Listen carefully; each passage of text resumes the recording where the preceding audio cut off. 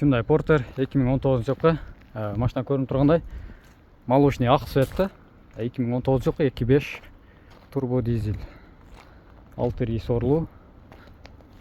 Машина өзі заводской холодильникте жүрген. Мына борту 25 жаң қойылған, полный жаң, ешқандай царапина мятиналары жоқ. Бүт бары заводской резиналары менен. Бұл жерде 6 баллоны тең 100% жаң қойылған.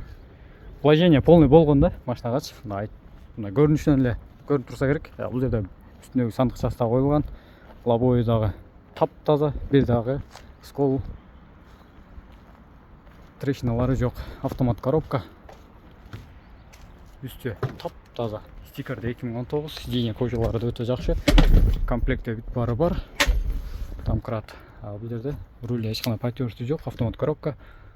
Ішкі салондары тап-таза. Бір де жерінде царапина бары жоқ. Ешкі карталары да бүт бары таза. Машина Кыргызстанга под ключ.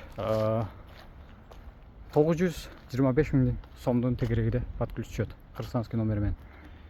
Кимге кызык болсо, батыраак байланышып, ушул машинага жетишип калыңыздар.